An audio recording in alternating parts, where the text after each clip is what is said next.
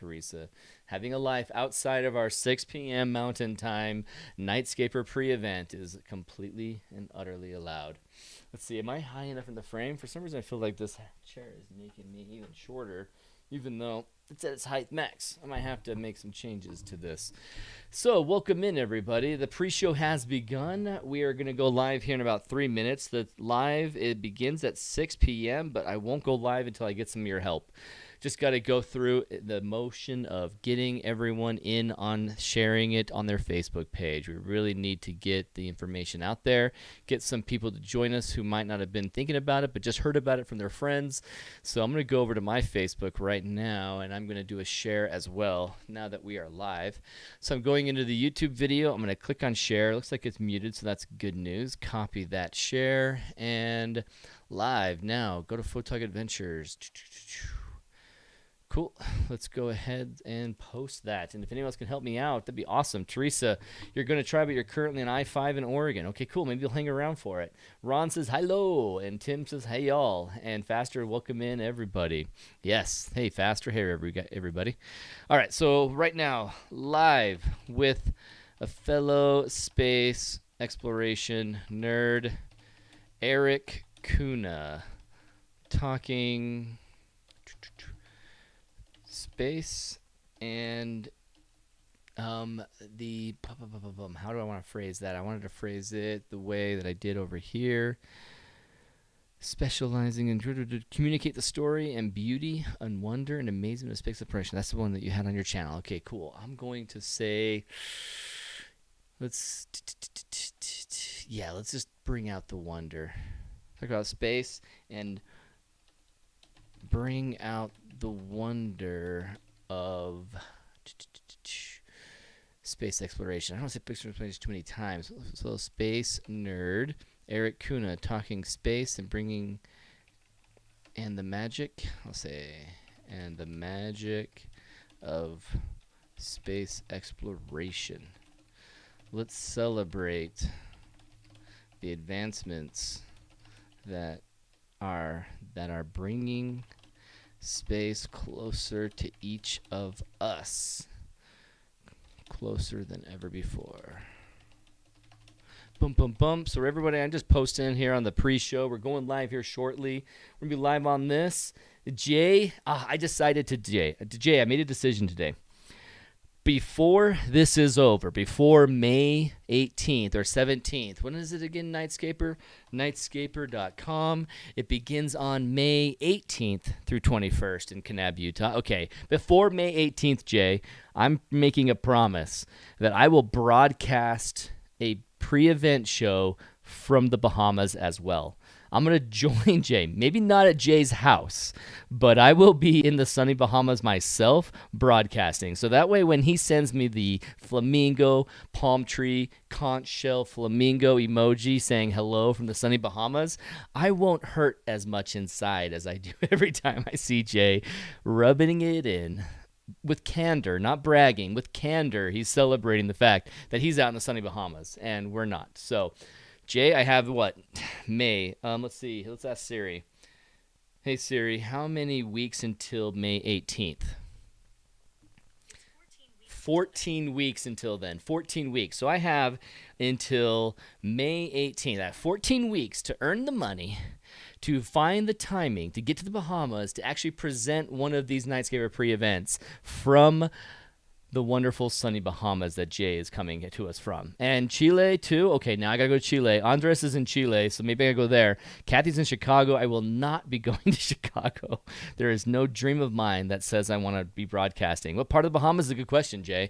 Maybe you should just recommend a place and we'll meet up for lunch, and then I'll do the presentation. It'd be awesome. In fact, what time is it there, Jay? Right now it's 6:03 Mountain Time. What time is it for you?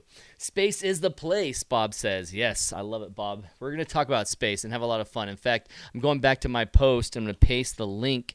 And everybody, if you haven't yourself, go into Facebook and share this for us. Click on the Facebook share link down below, or you can go into your Facebook friends or a group somewhere and say, hey, I'm listening to Erik Kuna. We're going to talk about photography with rockets in mind. I mean, how many of you have captured a really awesome rocket launch before in your past, or you thought about it and you're thinking, what would it take to get into rocket launch photography, or just want to talk space exploration with a bunch of nerds, this is going to be a fun time to do it.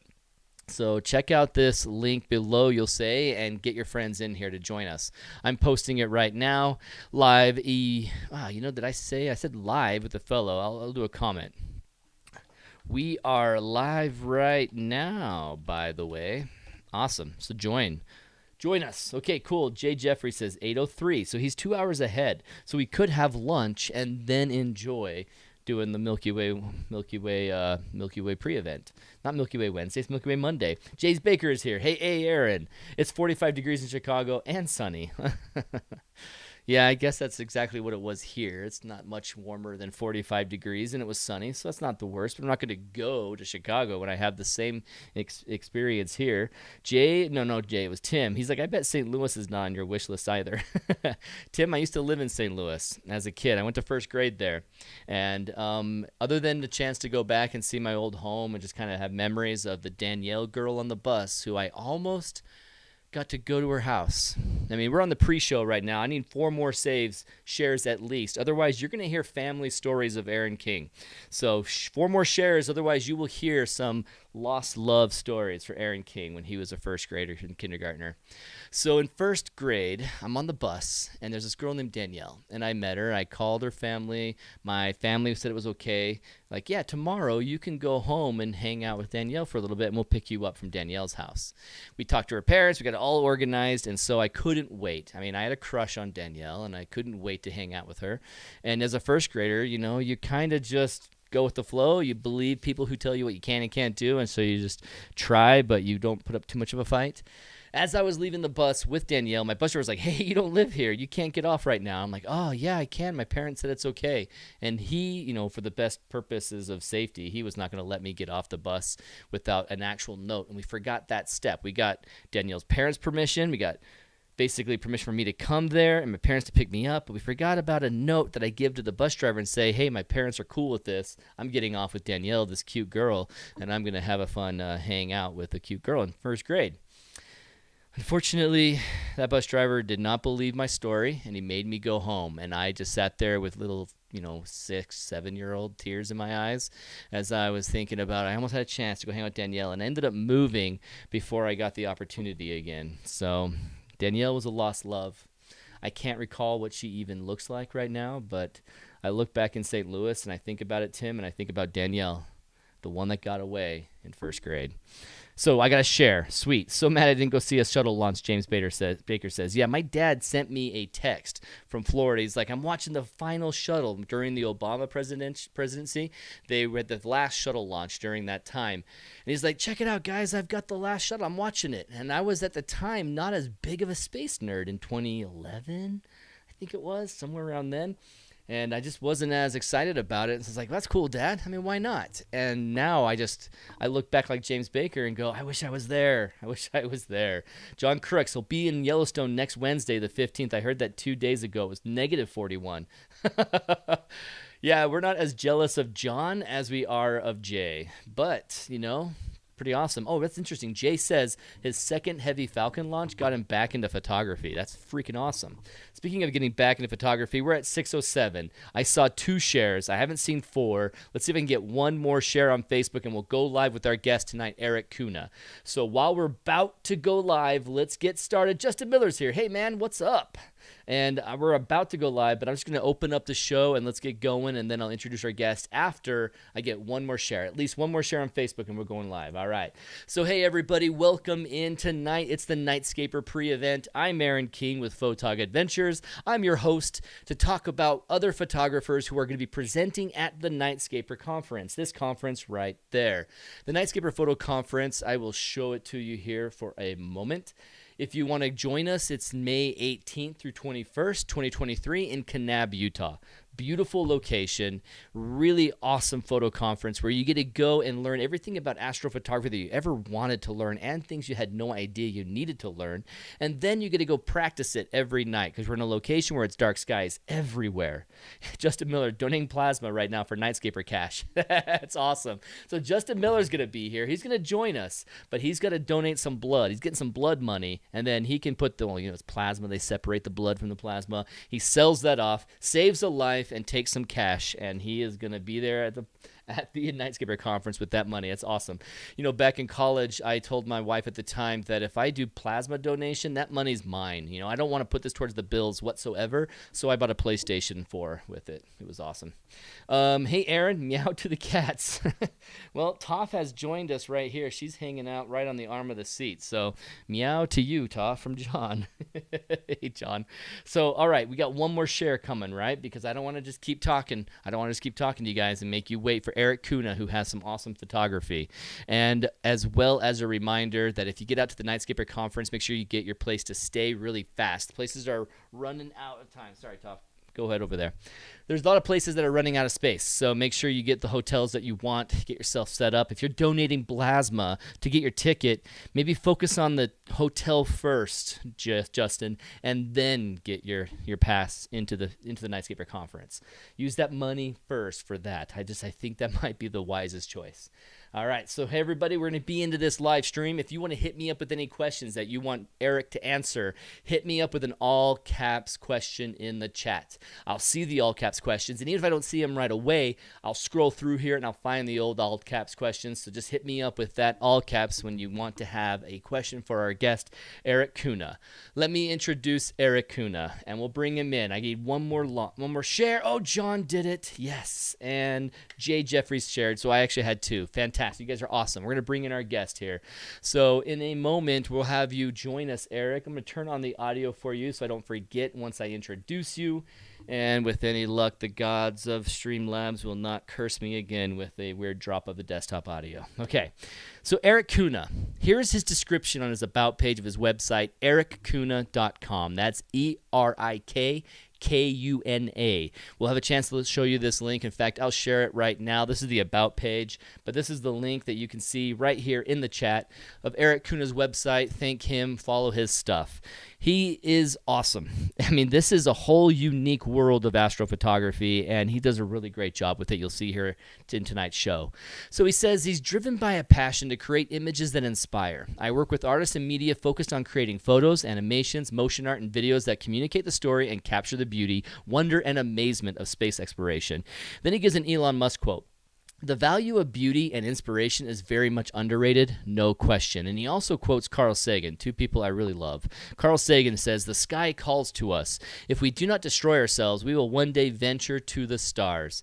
And so he focuses on images that, he says, the greatest gift we can give humanity today is to look beyond our current generation to the future of space exploration. So democratizing space for everyone, the next frontier for all of us to explore. He says he creates imagery that communicates the story of space exploration and motivates it. The space exploration motivates every image he creates. And this is Erik Kuna. Let's give a big warm welcome to our guest tonight. Tonight on the Nightscaper pre-event conference, Erik Kuna coming to us from. Erik, where are you coming to us from? Actually, I don't even know where you are. I am coming to you all the way from Tampa, Florida. Florida. No wonder why you're close to all the space launches and everything. Yeah, that's awesome. There you go. So yeah, Aaron, thanks for having me on. Yeah, thanks for joining us. What's your presentation going to be at Nightscaper conference? Is it going to be rocket photography? Well, so we've got one where we're going to talk about rockets, just basically how to do it, and specifically at night, because that is my specialty in general. Night photography, rocket photography, Milky Way photography, astro, that's just what I'm into. Again, like you said, communicating that stuff. So it's going to be about that. The other class that I was going to do there, that I'm doing there as well, is about the weather, and specifically about how to plan for the weather. Because one of the things that with night photography, especially Milky Way and astrophotography and rocket photography, the weather is so crucial to my styles of photography. What shots I'm going after, what shots are going to be possible, what shots aren't going to be possible, what nights are going to be awesome nebulous objects or lit up Yeah. backgrounds and what nights are going to be blah whatever images. So it's all about the weather. Yeah, absolutely. I mean, I know that I go to every workshop and every cloud I see on the drive, I'm like, oh, my heart Hmm. aches. I'm like, please don't be where Oh I'm going. yes. Please be me driving away from these clouds. So Oh when you're yes, teach, that's the worst when I'm teaching a workshop and it's like, you're out there but that's also why though, Aaron, sure, why we pick certain locations and certain workshop times because we know so much about the weather, and that's really what I want to talk about in that class is how you have to know and study that weather so you're putting yourself in the best time of year to shoot that. So there is right. no, but then we all know that there's always that Exactly. variable. And it Exactly. has been a little bit like, especially here in Florida, we've had a couple weird years as far as like predicting weather. Oh yeah. So yeah, it's just been a little different Hmm. as far as how the offshore flows and the times of year, they've been a little different. So, but that all matters because how clouds are going to build, what rockets are going to scrub, they're not going to launch on time because this weather pattern's coming in, and what cameras are we going to put out there in torrential downpour and let's sit out there for days on end just getting drenched by the storms, Yeah, all that exactly. fun stuff. When you're out for a rocket launch, weather is critical too because you've set up time for the launch, but that launch is scrubbed. I mean, would it be fair to say the launches are scrubbed 50% or higher of the time? It's hard. It would probably vary by launch provider, Okay, so like who's SpaceX launching them. versus NASA. Yeah, and like for example, I'd say SpaceX probably would be the one that you would have a little bit more reliability on the launch. But of course, they launch more, so then they're statistically, but then they're usually it's weather related. So Yeah. as long as you know the weather and you can study the weather, well, that one's not really going to work, and that's not going to be Mm. right. So we're going to shift efforts. So So that in the happens a lot. chat before we started, I believe it was Jay that said that a rocket launch for the. I'm scrolling up through the chat to find the exact phrase. He says, yes, it was Jay Jeffries. The second Heavy Falcon launch got me back into photography. Have you captured a Heavy Falcon launch? Oh yeah, yes. I mean, you've Some of captured. my favorites. Some of my favorite. In fact, probably my favorite launch. Well, this is probably my second favorite launch now that I've captured was a Falcon Heavy. It was a one at night, and it was one where the boosters came back, and it was just all this mixture of colors up in the upper atmosphere. It was just mind Oh, blowing. I mean, you have some pictures here that you could explain with everything as we go through it, but it's almost like looking at a nebula 20,000 light years away, and yet Yep, yep, it's yep. just a temporary spew of fuel in the air. It's fuel and gases. Well, and if you think about it, it would make sense of why it looks like a nebula because Exactly. it's fuel and light Heated. and gases and getting emitted into basically a non-atmospheric condition, and that's what you get. It's truly fascinating how it is not only something that looks like it, but it's literally a small scale version of one in Yep, a quicker timeline where the yep, gases move and shape themselves much quicker, but a large, massive scale, light years across nebula takes a gigantic thousands of years to start changing its shape. It's really hard to exactly. comprehend how that's an explosion frozen in time in a Yep. million light years away. It's mind-boggling. So let me ask you this: as Jay Jeffries has experienced and you've experienced, but I've never experienced, what is kind of the checklist for a rocket photographer? What do you need to capture a rocket launch? Well, I mean, the thing that's very important with a rocket launch is being able to plan. Like you have to know there's a lot of the ability is to have flexibility in your schedule because Hmm. these things, while they'll have a date, there's always a range, And like I said, certain launches, certain providers are going to be tighter on that range. Certain launches are going to be looser on that. For example, last year we had a big one. It was the Artemis launch. It was a NASA mission, where we're launching Artemis around the moon. And that had like a bunch of different times where it kind of scrubbed, and then it scrubbed for months. Yes. So then, if you're traveling down and you're going and doing all that, it's kind of hard to sacrifice all that time. But at the end of the day, there's other launches that are pretty much if the weather's good, they're going to launch. So at that point, once you figure that out, it's just a matter of it's a night launch or a day launch. Day launches, you're going to be very telephoto because you're going to have to be at a distance.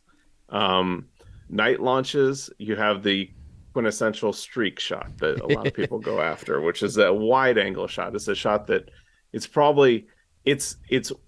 technically probably one of the harder shots, but then gear wise, one of the easiest shots. Interesting. So yeah, because it doesn't take any special. It's just hey, a nice, good wide angle kit lens and a kit body, and far enough. You're always far enough away from the pad because it's a secure facility, and you're golden. So as long as you got a trigger, you're good.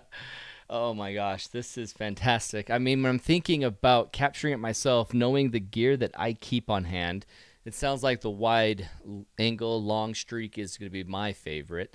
And I'm thinking I'm ready. We're probably ready to pull in one of your images. Did you have one in mind that you would have wanted me to start with? Or can we start with the streak You with can the Carl start Sagan with quote? you can start with the streak. That's totally fine because Okay. now we're on that subject. Yes. Sweet, So. awesome. I'm going to pull back to me and I'm going to share the screen with Erik so Erik can see what I am showing everybody. And we're going to open up this image with this Carl Sagan quote, and you take us through that. And apparently, currently, my situation of this Zoom call, I have a 10-minute window before it ends on us because I guess I changed from a fancy priced Zoom to another one. So Erik, I'm going to have you take us through that while I pay in the background for Yes, this yes. Zoom service. So I No make sure that it problem. doesn't cut us off early. All right, so I'm opening up this image. You're going to be seeing it now, and I'm going to Yep. move you just over to the right of it, and I think we're going to be good. Show the guest, and okay, boom, there we are. So take us through what you did to create this image. Yeah, so this was an image that we created. This was for the Parker Solar Probe. So this was a mission going to fly around the sun the closest it could to the sun, collecting data. So one of the things we wanted to do was communicate kind of a new generation, launching out into the stars. That kind of just that message of the sky calls to us. Really, the quote, that's the positive side of the quote. There is a continuation of that quote from Carl Sagan, but we wanted to focus on this positive part of the quote of the sky calls to us. So putting an astronaut right on the beach. This is at Cape Canaveral. This is right on a public beach. This is right behind me is about 100 people past that dune, watching the launch from a bridge, and we are just back below the dunes, kind of on the edge of the dunes. My camera is very low on the ground, aimed up, and that's my daughter. My daughter's just in an astronaut costume, and we lined this up because we have software we can see the trajectories of rockets, and then we can kind of map out how that's going to correspond to Google Maps and different locations, and then figure out how that's going to frame up in our shots. And then from there, we knew, well, that's the general location. We want you pointing up to the middle of the arch. So then we took two shots. One shot is my daughter, just a nice freeze where I just took a flash, big softbox, flashed her. You flashed a frame of that, and then same camera angle, take out the rocket launch went off. That's an 8-minute exposure of the rocket launch Oh. over top of that one exposure, same location, just same frame, and then basically taking those two into Photoshop, and boom, you're done. So you're bringing your settings extremely down, or even going as far as putting an ND filter to get off 8 minutes of a capture. So what we're doing there, because you got to think like we're on this beach, for example, like while that rocket is very bright, that beach is actually very dark. It's a public beach, and also along the state of Florida there, turtle nesting. So there's not a lot of Ah. lights on the beach, so it's a very dark. So if I would not have that flash on her, that would just be almost a black frame of the beach. You would just see silhouettes. Okay. So really, what you're doing is you're taking that long exposure of the rocket, and you're shooting that for, in this case, like at probably, because I was compositing, Yeah. I was shooting at like f/18, for that long period. But then at like an ISO 100, because that rocket is so bright, you're getting that streak and that arch that, it's different. Oh my gosh. The color that's coming through the streak. Should I think of this streak as a solid object in your final exposure, or does it come across as something like a star trail that you have to put things and blend on top of each other to get the final It's full? it's solid. It's So, oh, solid. wow. Think about it like a car light driving by you in a long exposure. It is just a bright source of light. Or the other style of photography I do a lot with this is ISS passes. Same concept. You get Oh, the ISS is passing, it's just yeah. reflecting light back into your camera. This is just a rocket streaking across the sky, reflecting that bright light back into your camera, creating that streak. And so you And then have all the the perception is that it curves over. That's just the curvature of the earth. If you it. start like kind of backing up and changing your perspective a little bit, you start seeing that is the rocket launching closer to us and then going over the Atlantic Ocean and then curving around the earth to go to the other side of the earth, and that's why it's falling down from our perspective. Isn't it amazing? Like, I wanted to talk about that specifically during this live stream on how that is baffling to comprehend how it went straight up. And because it's going straight up, it looks like it went off in the distance and went out flat. It's Yeah. just, I'm trying to wrap my head around it still as we're rotating, yes, but not rotating that fast away from it where it looks like it's now way Well, over it's there. also it's also the other concept of the rocket doesn't go straight up. It actually goes at an angle because So it's breaking out of gravity. So it can't go straight up. It it has actually to go at goes a at an angle. delta V. It has to go Yeah. at that angle, that pace with the delta V momentum to break the orbit. Right. Yeah, that's how you reach orbit. Ah, man, So it's you're already doing that, and then again the curvature of the earth. So which is great for us as photographers because we can use that as a good element to lead people around the frame. So yeah, you can you're plan right. your streak. Like I have streaks where they're planned like this, where it's like we plan the middle of the arch. We plan it to go over I've shot them over like lifeguard stand, Fact, or I'm gonna pull them up right here because you're on your um erickuna.com page. Everybody who hasn't gone here already, I'm gonna paste it in the chat again so that you can check it out. trying And to think. you go into the There's tons. portfolio's for streaks, rocket streaks, and there's just so many to appreciate as I scroll through this. Yeah, there's Teslas. We did in front of Teslas that lined up the three Teslas. And this is even during a time that's not full darkness, and you got an Yeah, amazing streak. that's an astronomical twilight, is what we call those. That's That's Astro the Twilight one. yeah, I love this one. You have a nice, I think it's from like an Elon. I don't know if it was yeah, for an actual production copy of an Elon documentary or if you just created it. But it looks so yeah, cool with this graphic, yep, with the reflection in the water, the yep. streak. What are the separate streaks? Is that just the rocket So booster? that's the booster coming back to land. And this one's coming back. Yep, that's coming back. Oh, that's so cool. And then you started mentioning you can lead their eye through the frame all over it. Now, not being initiated and knowing the streak's angle and where it's going to be, how do you manage? I mean, if I was my first time on location, how would I kind of visualize where the streak is going to be drawn? Well, so this is what's so crazy. So years ago when I started this, it really was a lot of you had to study press releases and angles and stuff. There's actually an app now that will visualize your frame for you. And it's updated like every launch. It's called flightclub.io is the website. And it does just visualization of launches for all the launch providers. And Declan, who runs it, I could show you shots where I planned it and he wasn't off more than like a percentage, a half a percentage of a degree. Oh, you're Like kidding. almost perfect to what my comped frame from Google Maps looked like.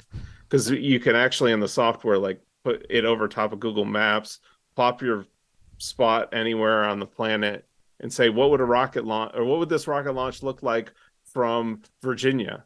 A lot of people are getting cool stuff up the coast when some of these SpaceX rockets are coming up the coast because they're planning shots where it actually comes across their frame, like Oh. in like Virginia or the Outer Banks. I've seen them out there, just like because you can do that once you get into that. Is you can start to just plan these cool looking shots from about anywhere Oh man, because you can see through the software where that streak's going to go or where that rocket's going to go. and if you're in Virginia using that software, it'll still show you that that streak is going to Yeah, enter it's your going to show frame. you what the path is. Now you have to. It's a little harder the Visual on farther the you get streak. away or somewhere because then you're relying on certain times and certain things to be lit up. Like the big Holy Grail one is like the the astronomical twilight ones where it's like you're getting into that. It's what we call orbital twilight, where you get that like lit up upper atmosphere. Those are the ones that you can see all the way up the coast usually. Oh wow. And the timing has to be when? It just has to be like in that magic time, right? It's about like that -5 degrees to -15 degrees when the sun's about that angle below. And then it varies by the time of year. It's like the Milky Way, it kind of varies on the time of the year because Yeah. the rotation of the Earth. So in the winter, it matters on the launch trajectory. In the summer, it matters on the launch trajectory. But that's what we nerd out about. And the fact that this is going to become more and more prevalent, you're going to find a lot of launches maybe all over the country from places and not just off the coast of Oh Florida. yeah, but the other thing is they are becoming ultra reliable as far as, well, I know for a fact. I mean, this we're gonna launch more than one a year this year. Like That's that's what pace we're on. So like you got to think like we are gonna launch like more than one launch a year or a week this year. Yeah, so definitely be, and there'll be way more than that. And then it's just a matter of how busy it can get. Now Virginia's starting up, so there's a the Mid Atlantic Regional Spaceport up there. Now you got another launch provider, Rocket Lab, launching out of there. So you've got two launch providers going out of Virginia. You've got the Cape getting just blowing up. You got Texas, where SpaceX is developing, and then you got out in the West Coast, Vandenberg, and you got Alaska as well starting up. That's freaking amazing to think about the changes that are happening in our time, how fast paced the tech is going. I'm really excited about what's coming in the future. I personally am a nerd about space exploration and what's coming ahead of us with habitats that actually you can visit and live in that are orbiting the Earth, going to different locations in the Oh solar yeah. system. And then at some point in the next 100 years, we might even have like these pioneers of like America, how they would come and then go from the East Coast where a lot of population and extend out to the Midwest, to the West. We're going to have people on the moon, people on Mars, then people who actually go further and live on an orbiting space settlement or science vessel that is actually in the ice of Saturn, the ice areas, or it has some sort of, I was a huge nerd for The Expanse. That TV show was so fun. Loved it so much. So I'm excited for the future of this. I'm excited to see that we're making rocket launching more cost effective and affordable and having some options that we have here in the United States. So I'm excited. So let's get back into your photography and not as much nerdy space stuff that I want to talk about. When you All right. do these launches, for instance, this picture, I want to go into the elements that make this. You have a nice diagram that I'll bring up Yep, next, yep, yep. but just explain what are we looking at here? So this is a perfect example of the timing of launches. This was a launch that was happening right after sunset in Florida.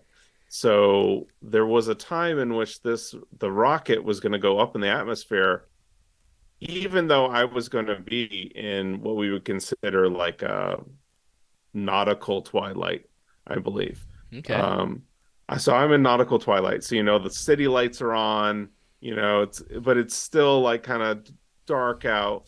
But there's going to be a point at which this rocket is going to get so tall up there that it's actually going to start getting lit up again by sunset, but it'll be rising into sunset, and then it'll actually be rising into twilight as well.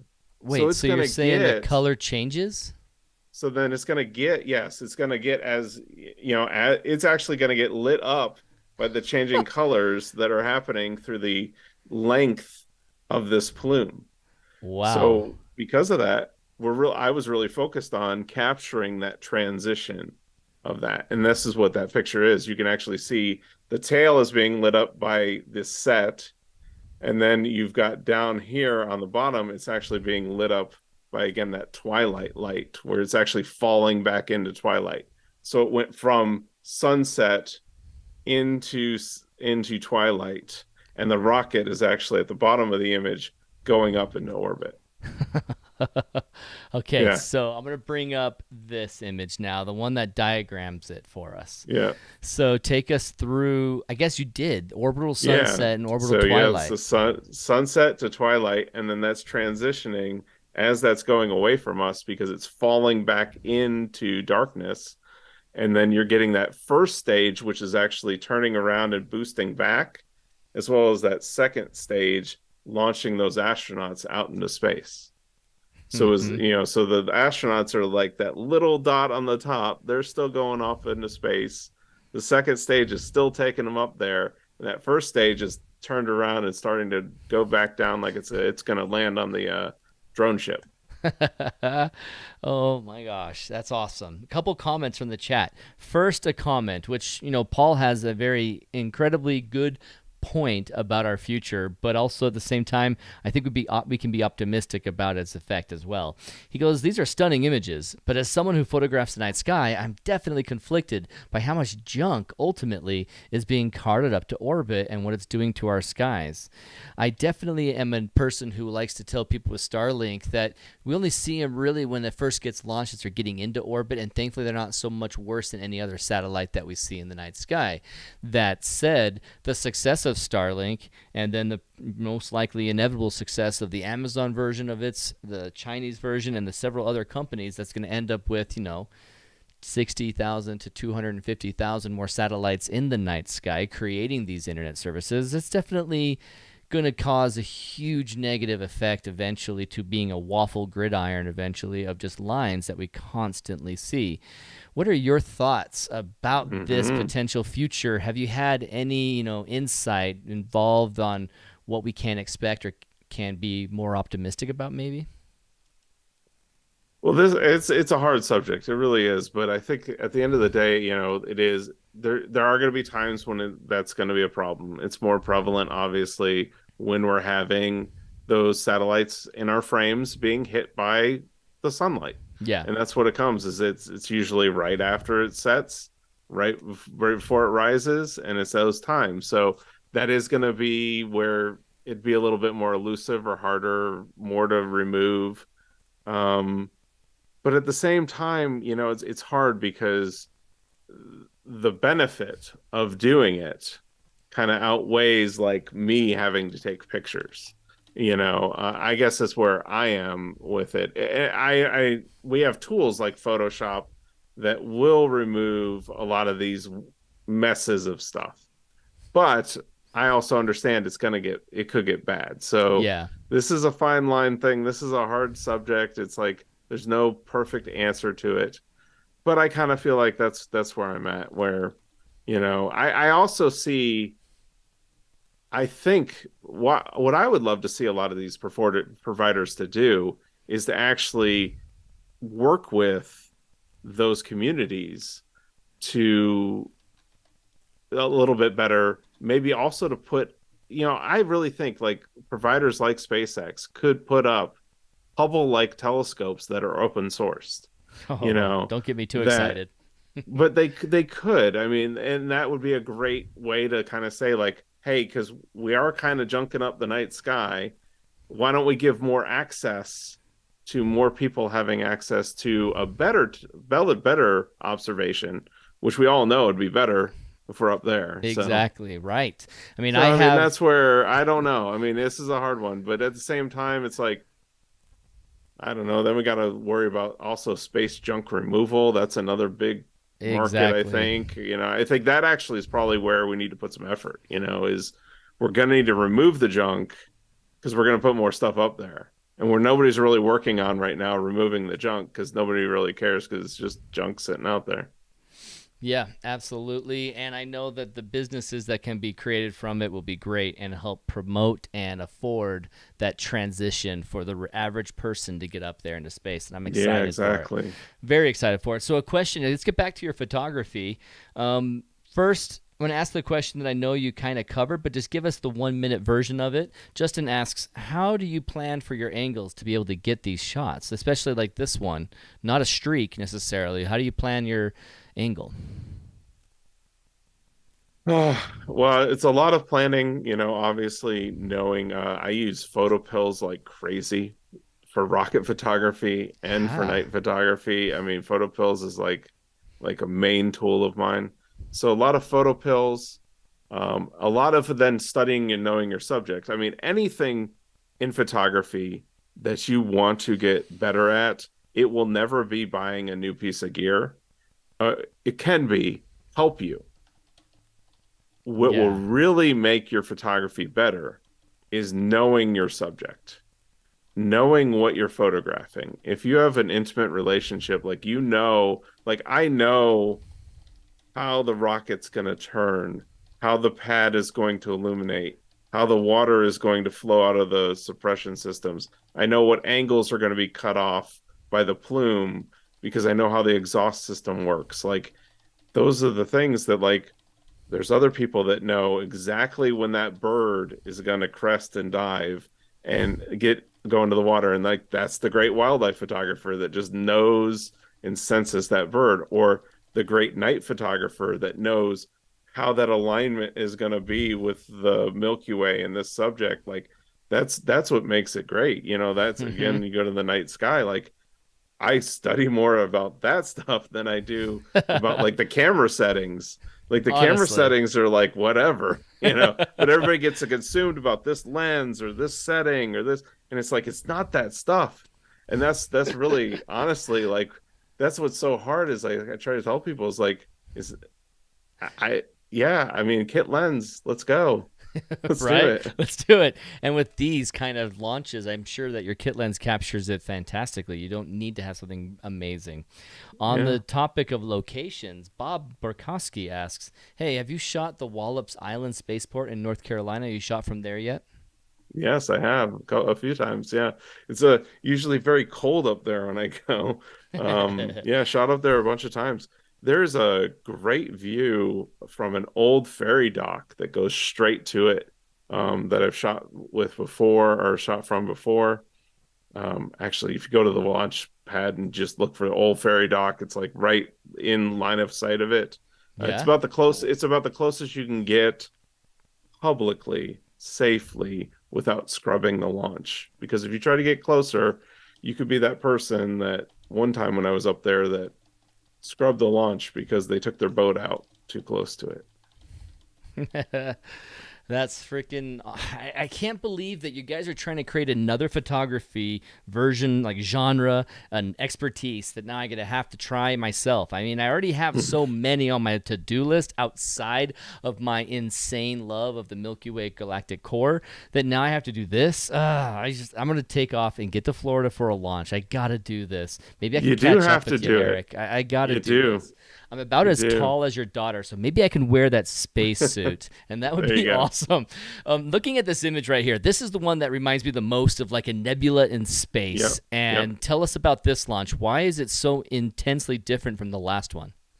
So this is zero dark 30. This is pitch dark at night. Okay. This is a Falcon Heavy. So this is that Falcon Heavy we were talking about. So this is the one that was at night.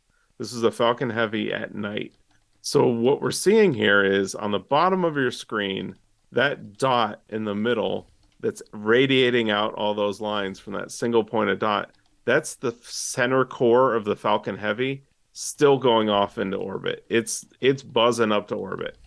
On the top of the screen, that two bright areas of yellow kind of at the top there, Yeah. those are the two side boosters that are actually boosting their way back So they're to lighting up that land. stuff Yes. themselves. So Ah. they're lighting up everything up there. So you have the light illuminating from the center core and the two lights illuminating from the boosters, all mixing up there with the gases in that upper atmosphere, Oh my creating gosh. all this like light show. And the funny thing is like that the one point of light, that rocket that's going away from us and the booster, they are way far away from each other already.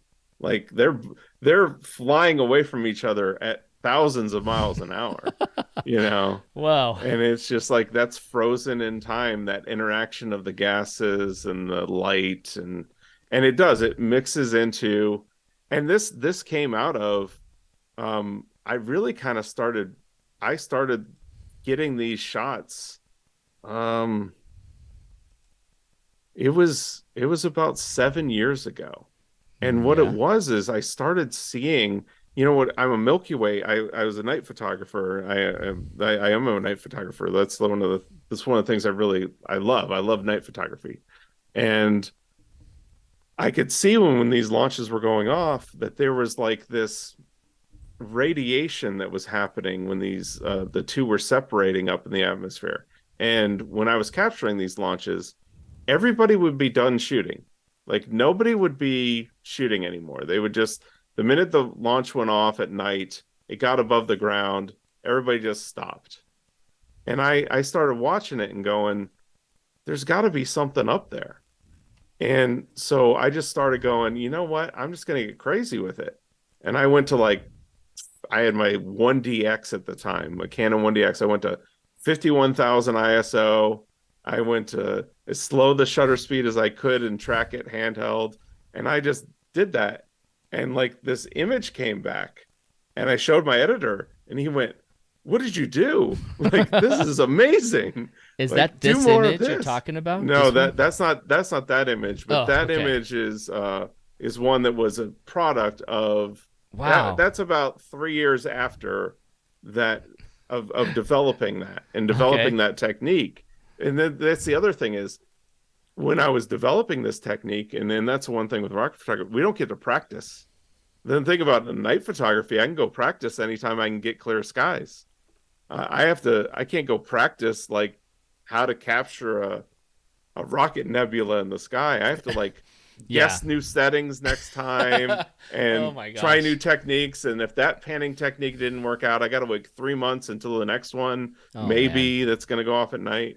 So it's been a learning process, but it's developed into, but that's all it was. And it was funny because, like I said, at first I was kind of out in the press pool. People be like, what is that? What is that idiot still shooting for? He You know? realizes the launch has already happened, right? And then it turned out to where now everybody's shooting past when I'm shooting. So it's funny how that works. Nice. The pioneer of it. Bob Yeah, there asks, you how go. many exposures went into this image? That's just one single exposure. That is, and I can tell you that settings on that, it's 51,000 ISO. It is 1/10 of a second, and it is at f2.8, Oh and that's at a man. 400 millimeter right there. And you're just focused at infinity, of course. You're not worried about trying to focus on like this center point of the I pole. was tracking that center point with the Canon 1DX Mark Actually, II. auto focus was hitting it. Yeah, it's really good. And even that Wow. one was really good. I mean, Oh now man. I've just back button, so I'm locking it in every once in a while when I can pick it up, and I'm locking Okay. it in. I mean, Yeah. like you said, but I am tracking it as I go. I found that I have to kind of keep it as, I mean, because we're talking about large distances that is traveling away from me as it travels away. I mean, this shot. I mean, that rocket is uh, almost 100 miles downrange. Wow. You know, so I mean, you got a long distance between you and it.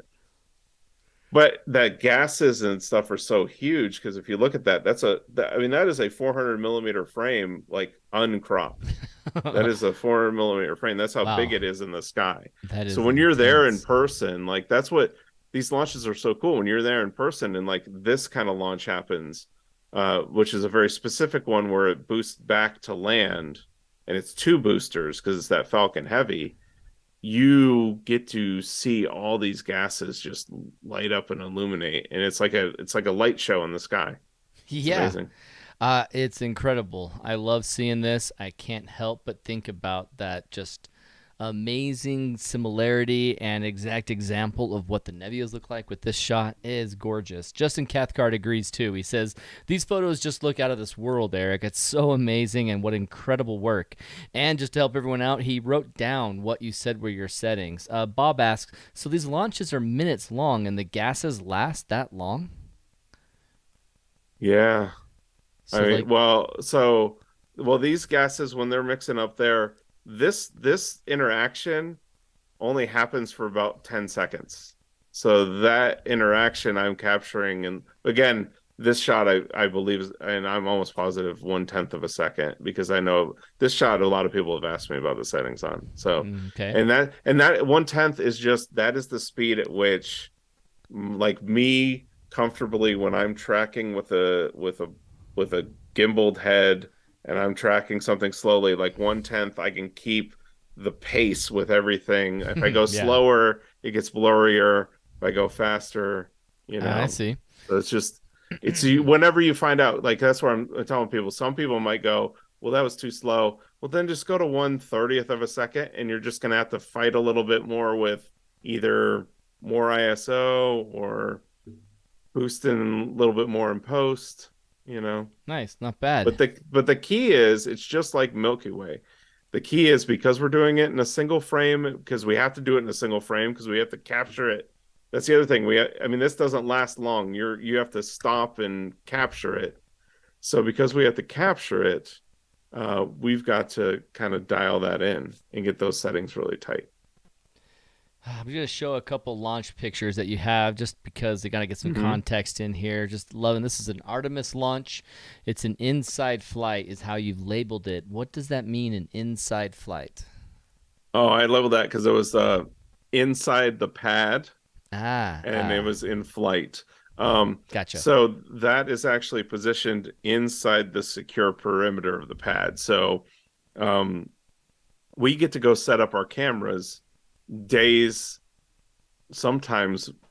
This one was 3 days before the launch. Okay. So 3 days before the launch, we get escorted in, we get searched or, sniffed, and they got to make sure everything's secure, which is understandable. Yep. And then we take our stuff in, we set up our cameras, we secure our cameras.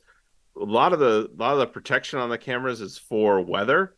It's not so much for the rocket or heat, because we still are like that shot's about 1,000 yards away. Oh, So I dang. mean, Okay. it's still pretty close. I mean, or actually no, that's 1,000 feet, 1,000 feet away. No, even So I mean, closer. but Yeah. still, you're close there. But you're not so close that you're like right in the heat zone, the hot zone. And this So we'll is protect our cameras. We'll set them all up, get them all secured down, and then we're setting them to trigger off of some kind of mechanism. For me, I chose for this launch and this camera sound, and I was just using a loud sound to trigger MyUp's trigger. oh, So I have a okay. MyUp's trigger, Yeah. monitor sound, and then what I can do with that is I can set a delay that says, "Hey, look for sound in this period." So I could say the launch was in 3 days. Look for sound in 3 days over this threshold, and when it gets over that threshold, start firing shots. And when it doesn't get over that threshold, stop firing shots. Oh, And okay. then all I'm doing is setting up my camera like I would be there. What are my ISO? What are my f-stop? What are my settings? Where am I going to focus? I'm always doing manual focus, locking in the focus, locking in the rings, protecting the camera. And then we just leave it. And we hope that the dew heaters turn on, because this was in the middle of the night and it's Florida. And if the dew heater didn't turn on, this frame would just be a big old dewy mess. And then you got to make sure that, well, if it does scrub, then will the dew heater turn on the next day, and will you have enough battery for the next day for it to do You that? can't go back out and Well, replace. a lot of times you can't because you're in a secure perimeter, and then Yeah. so sometimes we can't. We have to set it up as if we're not going to go back. And if you come back You the know, next day, like Justin asked, like, do you have a separate power supply back in with it? you'd have to have you had separate batteries. You have to have ways to swap things out. Yeah. Dang, okay. Definitely. And so it's a process to create these. And that's what a lot of people don't really, I mean, there's a lot of effort that goes into just like anything in photography. There's a lot of effort that goes into that.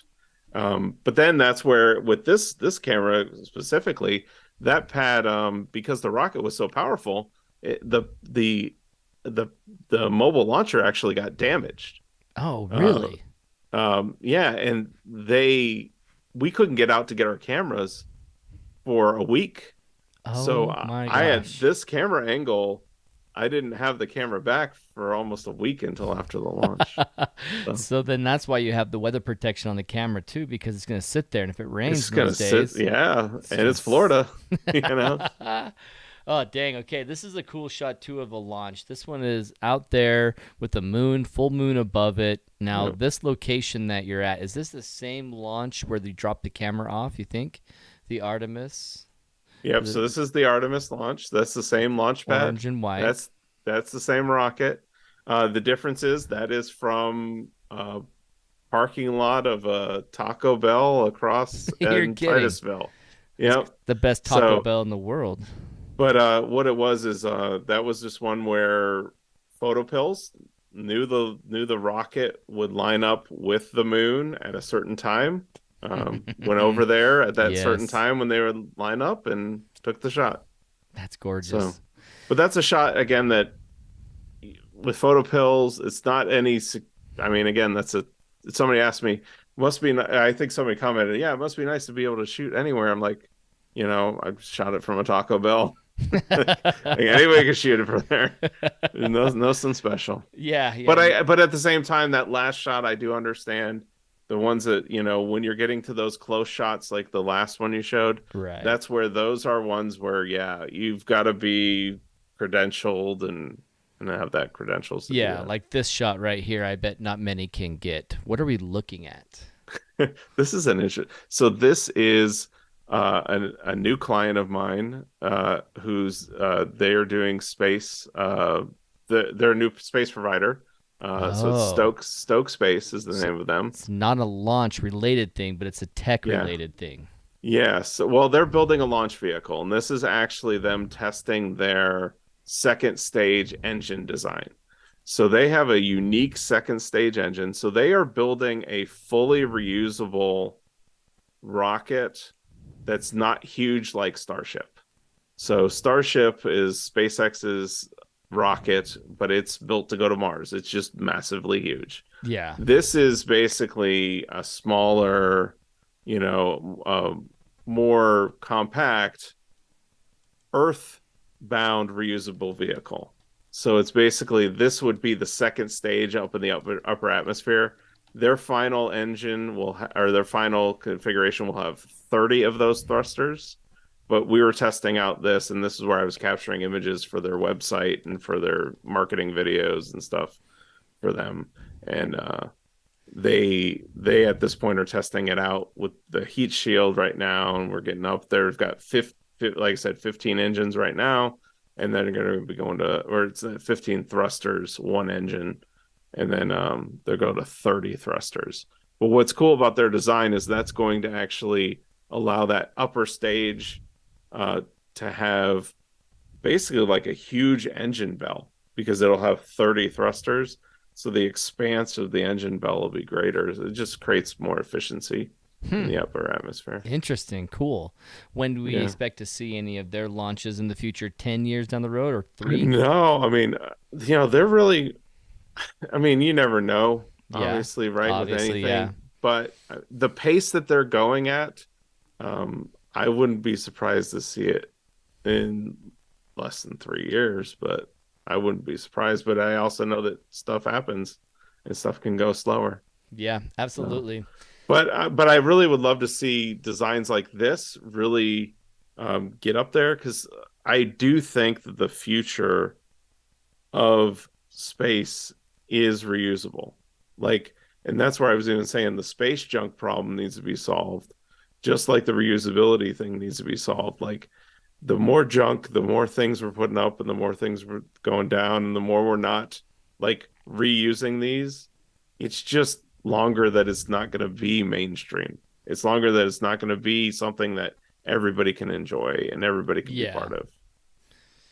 Yep, I exactly. mean, that's what, if you had to throw away a Boeing 747 every time you flew it, we would have never had Boeing 747s. I mean, you, That's a very good analogy. know, Love that.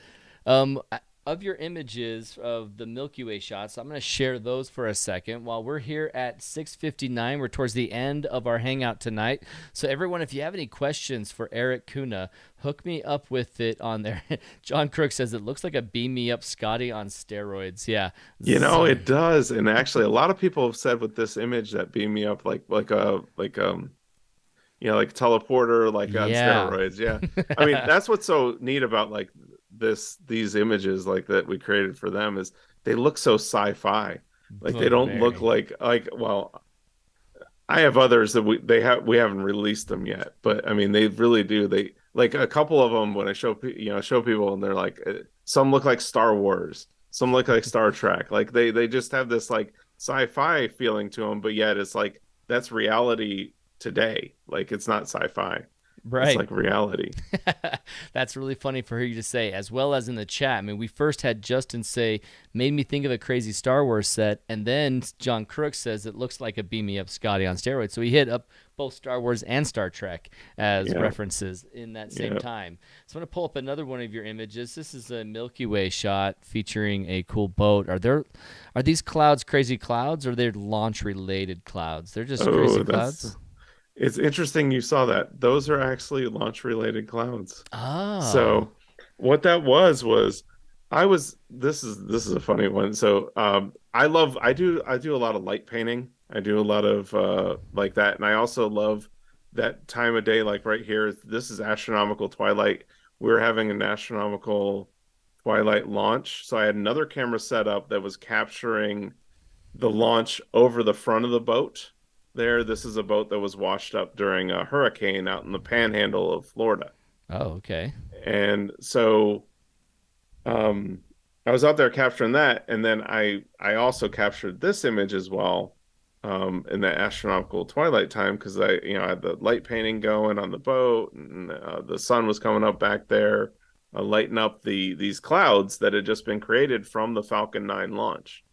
So it was really just a cool moment. The hard part about this shot is the Air Force actually removed that boat just last year. So I was wondering how of long it would last. Dang. yeah, it was there since 2017. It was definitely a favorite spot for me to take people to around here, and it's unfortunately long gone now. Yeah.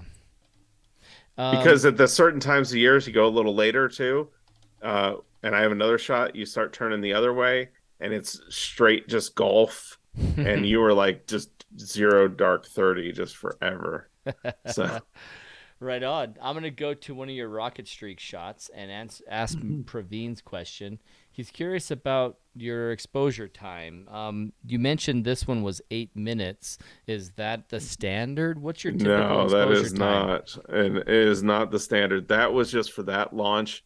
That was a very weird trajectory. It was on a Mm. Delta 4, a Delta, I think it was a Delta 4. Yeah, it was Delta 4 heavy. And so it's just a longer time, and so it varies. Like SpaceX launch, like it varies by what the rocket is, and if you're capturing the upper stage and lower stage. That's the nice part about, again, something like Flight Club nowadays. It tells you exactly. Again, we used to have to go read the press release and know, okay, from it's going to be at 2 minutes and 53 seconds that the main engine cutoff is. So we know that that's the first part of the streak. And then you'd go, okay, the second stage of the streak is going to be this time because this is the quoted times. So Nowadays with the Flight Club, you just put it in and it'll just show you that. So it's really nice about that. But that's where it varies. I'd say though 3 minutes, 4 minutes is typical. Okay. If you were starting out doing a rocket streak, I think that's what people will ask me is like, what is my start out settings? If there's no moon out and there's no a light around you, it's pretty dark, you're going to go to ISO 400 because you're going to want to bring in some of that ambient. And then you're going to go for about 3 minutes at an F8 or F11, mattering. And then you're adjusting the ISO based on the ambient. If it's a full moon, might be down to ISO 100. That's going to be putting out a lot of light. The half moon or your more lit ISO 200. But really, if you do an F11, ISO 100 to 400, and you're doing that 2 to 4 minute range, you're going to get a streak. Nice. And that's really what you get down to it. And I mean, certain ones, they're longer or shorter, but again, you can look it up. And that's where all you would do when they get longer or shorter is try to adjust some of those settings. Like, again, if it's going to be longer, I have to go a little higher on that f-stop. I have to go a little lower on that ISO. I mean, that's Yeah, and with your capture of the scene, you usually capture that in a couple other captures just to really make the stars look nice, make the foreground look nice, and that kind of extra effort to make things come and sing. I'm going to pull up your website to see some other examples of it. For instance, I'm looking at your Tesla one here in a second. This is during Astro Twilight, you said. Yep. Are you doing multiple exposures for every streak nowadays, or do you ever have just all-in-one shots? I do all different kinds, and I would say more often than not nowadays. Like if you went to my Instagram, I'm sure I've got ones on there, but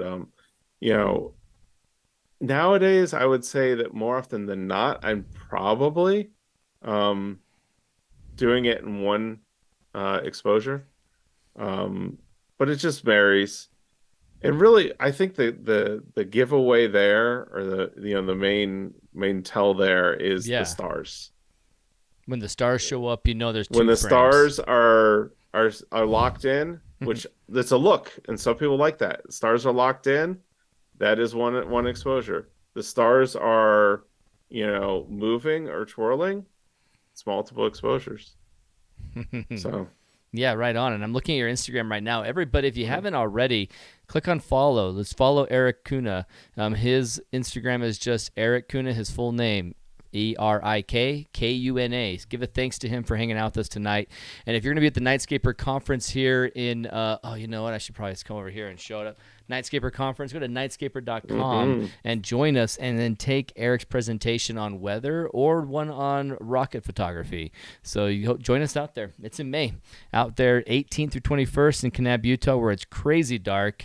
Who knows that's dark. What we could see out there. I know we won't see any launches, but we can sometimes appreciate the really cool Starlink lights, or just have fun with any streaks that are happening in the sky. I know that people want to hate on them, but I think it's cool whenever I see them. I'm like, oh, there's one again. I can see it. And while we were hanging out here live, one of SpaceX had a launch today, and Jay was updating us and saying that the first rocket booster came back and successfully landed and everything. So we have more success for SpaceX, which I'm stoked about. And your photography is very interesting. I'm loving it, and seeing all the history of the rocket launches, just the differences between this classic and then the Falcon Heavy. What a cool world to be a part of. When you're living out in Tampa, it seems like a no-brainer, but I'm jealous. I'm jealous of it, and I love this shot with the fog. Oh, that's so good. Okay, so I'm jealous of it, and it's awesome. I got to get myself out there as well. Any questions that have come through? I don't see any new ones. It's 7:07. We're already late on our time before we need to let Erik go. So if you guys want to thank him, go to his website, erikkuna.com, or same name, ErikKuna at Instagram. Welcome that. And if you need to, get a hold of this app. It's called the Flight Club. Is the app itself called Flight Club? It says something else. Okay. Yeah. Flight Club's app. And it'll help you with the trajectory and planning your shots. So check those out. Thank you so much, Erik, for joining us today. Thanks for being here. Thanks for having me. Before you go, your final word on rocket photography. Is it something that if you were to have a friend, your best friend in the world, and you want him to succeed, what would be the 3 things you would tell him to do? Because he's going out that night. What does he need to do right? I think what you guys got to do right is plan what you're going to do, lock in that plan, and then enjoy it.